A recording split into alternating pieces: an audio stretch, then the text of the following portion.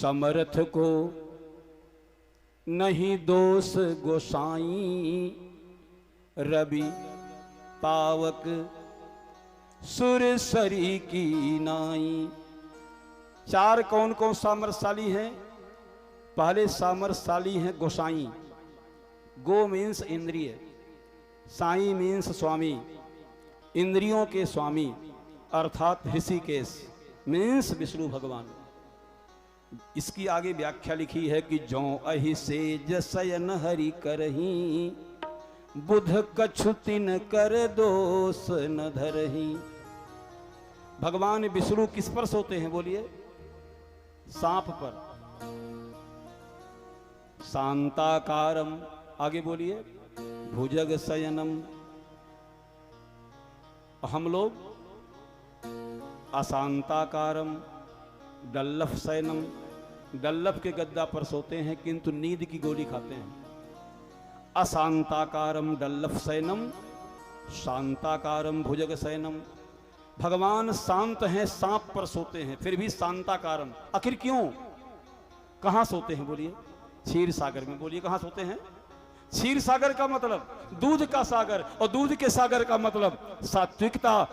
जिसके जीवन में सात्विकता है उसी के जीवन में शांति है। श्री सीताराम जी महाराज की जय हो। शांताकारम इसलिए कि क्षीर सागर, और क्षीर मीन्स दूध, दूध का सागर, और दूध का मतलब सात्विकता। जिसके जीवन में सात्विकता है उसी के जीवन में शांति है। तो भगवान विष्णु को सामर्थशाली बताया रवि सूर्य, पावक अग्नि और सुरसरी गंगा। 100 ग्राम कटोरे में आप गंगा जल रखे हों कि अपने शालिग्राम भगवान को नहवाएंगे आप।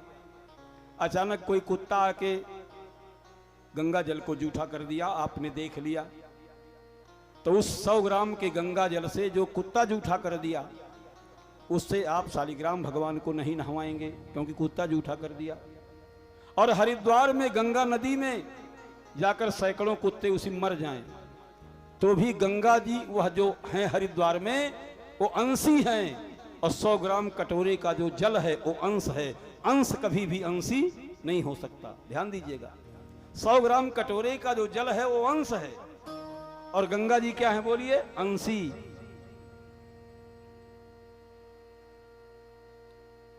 सैकड़ों कुत्ते जाकर हरिद्वार के गंगा जी में मर जाएं। गंगा जी के कारण धरती पर 3 जगह प्रसिद्ध है। गंग अवनि थल 3 बड़ेरे। गंगा के कारण पूरे धरती पर 3 जगहों की प्रसिद्धि है, हरिद्वार, प्रयागराज और गंगा सागर।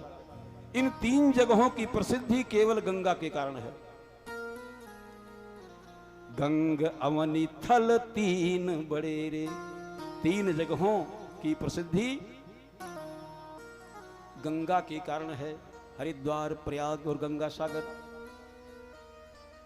तो गंगा जी, अग्नि, सूर्य और भगवान श्री हरि विष्णु। एक लोग बोले महाराज तुलसीदास जी जाति के ब्राह्मण थे, उन्होंने जातिगत भावना से ग्रस्त होकर ये चौपाई डाल दिया कि समर्थ को नहीं दोष गोसाई, कि सामर्थशाली को दोष नहीं लगता, दोष लगता है गरीब को, समाज के दबे कुचले को, समाज के दलित को, गरीब को दोष लगता है। ध्यान दीजिए, कहते हैं समर्थ को, सामर्थशाली कौन है? तो कहते हैं नहीं दोष गोसाई, जिसके अंदर कोई दोष ना हो। एक बात बढ़िया से समझ लीजिए, सोने का पात्र हो, सोने का पात्र, सोने का गिलास हो, है सोने का गिलास हो, और उस गिलास में छिद्र हो जाए, छिद्र, आप लोग बताइए पानी पीने लायक है?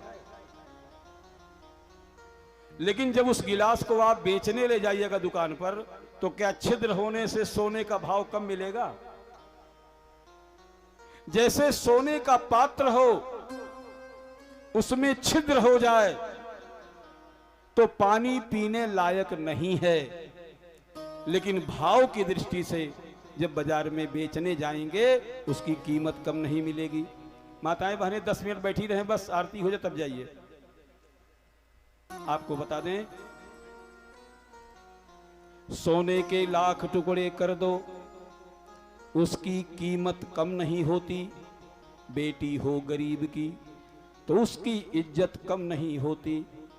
जैसे सोने के पात्र में छिद्र हो जाए तो पानी पीने लायक नहीं है, उसी प्रकार से समाज का कोई कितना प्रतिष्ठित सम्मानित व्यक्ति क्यों ना हो, अगर उस व्यक्ति के अंदर दोष रूपी छिद्र हो जाए तो समाज के लिए वो व्यर्थ हो जाता है। श्री सीताराम जी महाराज की। आज देख लीजिए, समाज के अच्छे अच्छे सम्मानित लोग आज जेल में चक्की पीस रहे हैं, जिनके करोड़ों करोड़ शिष्य थे। आसाराम बापू, रामपाल, राम रहीम। समाज में इनकी पहले क्या प्रतिष्ठा थी? कौन कहता है कि सामर्थशाली को दोष नहीं लगता? कौन कहता है? आज अच्छे अच्छे सामर्थशाली जेल में चक्की पीस रहे हैं। आज वो गवर्नमेंट है।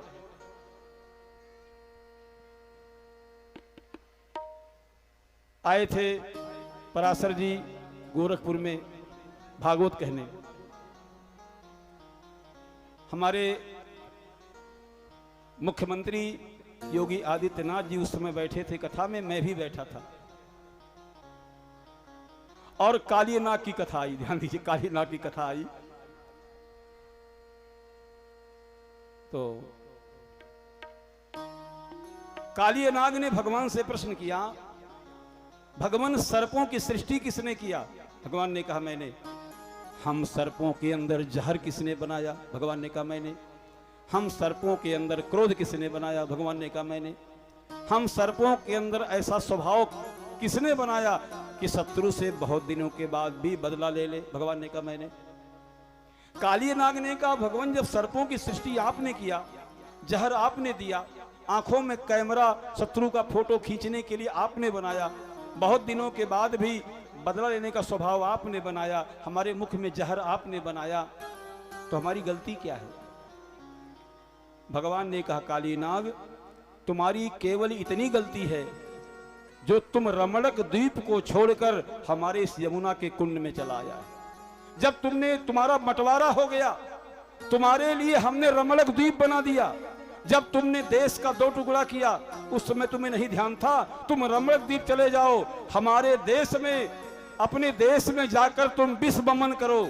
अगर हमारे देश में तुम विष बमन करोगे तो हम सभी सांपों को नहीं मारते, लेकिन जो हमारे देश में आस्तीन के सांप हैं उनको हम बुलडोजर से खोद खोद कर, खींच खींच कर मारते हैं। श्री सीताराम जी महाराज की। जो आस्तीन के सांप हैं, खाते इस देश का हैं, रहते इस देश में हैं, लेकिन क्रिकेट के मैच में अगर भारत हार गया तो पटाखा इसी देश में फोड़ते हैं पाकिस्तान के जीतने की खुशी में। थोड़ा कहना अधिक समझना, आप स्वयं समझदार हैं।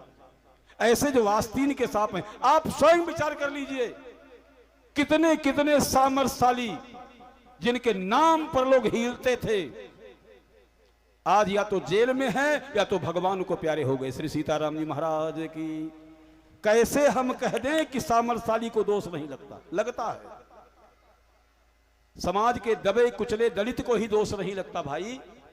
अच्छे अच्छे सामर्थशाली, अगर उनके अंदर दोष रूपी छिद्र है, सोने का पात्र हो, छिद्र हो जाए, पानी पीने लायक नहीं है, उसी प्रकार से समाज का कोई कितना प्रतिष्ठित सम्मानित व्यक्ति क्यों ना हो, अगर उस व्यक्ति के अंदर दोष रूपी छिद्र हो जाए तो समाज के लिए वह व्यर्थ हो जाता है। श्री सीताराम जी महाराज की।